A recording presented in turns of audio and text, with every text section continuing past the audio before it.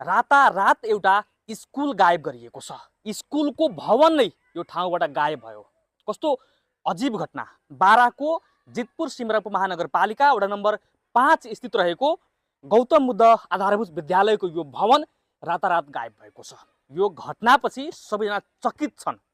एउटा स्कुल, त्यो पनि सरकारी स्कुल जसको स्वामित्व नगरपालिकामा छ, त्यो स्कुल रातारात गायब भयो। स्कुलको बिल्डिङ नै छैन। यो कति भनौँ समाज कुन किसिमले अगाडि बढिरहेको छ हामी हेर्न सकिन्छ। जितपुर सिमरा उपमहानगरपालिका वडा नम्बर 5 को यो दृश्यमा देखाइरहेको छु। यो स्कुलको भवन कहाँ गयो त्यो पनि कसैलाई पनि थाहा छैन। यो कति गम्भीर विषय हो। यो भइरहँदा नगरपालिका वडा कार्यालय र प्रहरी प्रशासन मौन बसिरहेको छ। अहिलेसम्म यो कसले भत्कायो, किन भत्कायो, यसको केही पनि अत्तो-पत्तो लागिरहेको छैन। यद्यपि हामीले यस विषयमा के हो यहाँको स्थानीयसँग बुझ्न प्रयास गर्छौँ, त्यसपछि यहाँको स्थानीय सरकारसँग बुझ्ने प्रयास गर्छौँ।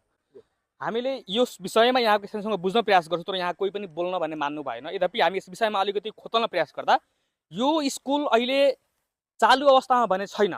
यो स्कुल अहिले चालु अवस्थामा छैन भन्नुभयो र यो जमिन कुनै ट्रस्टको नाममा छ भनेर हामीले सुन्यौँ।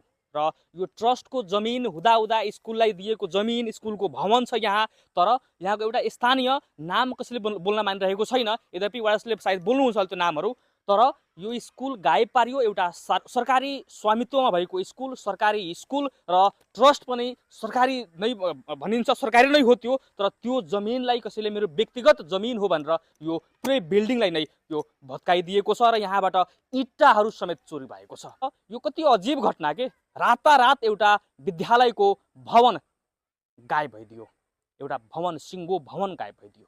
तर नगरपालिकासँग बुझ्दाखेरि नगरपालिकाले भन्छ यो स्कुलको कुनै पनि डाटा हाम्रो पालिकामै छैन भन्छ। यो कति गम्भीर विषय हो। एउटा स्कुल, सरकारले नगरपालिकालाई स्वामित्व दिएको सरकारी स्कुलको डाटा नै नगरपालिकाभित्र छैन। जितपुर सिमरा उपमहानगरपालिकाको शिक्षा शाखाले हामीलाई यो जानकारी दिएको छ। यो स्कुलको नाम हाम्रो पालिकामा कहीँ पनि लेखिएको छैन। हामीले यस विषयमा जितपुर सिमरा उपमहानगरपालिका वडा नम्बर 5 का वडा अध्यक्ष दिपेन्द्र चौधरीसँग कुराकानी गर्छौँ। त्यही त मलाई मोटामोटी हिजो जानकारी पायो। त्यहाँको जुन फिल्ड टोलमा जुन बुद्ध प्रावि थियो नि त्यसको भवन भत्काइरहेछ। केही मान्छेहरूले भत्काइरहेछ। मलाई फोन मार्फत जानकारी भयो। जानकारी हुने बित्तिकै मैले त्यहाँ सचिव साहबलाई फोन गरेर मैले भने एउटा नगरपालिकालाई पत्र लेख्नुहोस्, हामीलाई यस्तो यस्तो यो फिल्ड टोलको भवन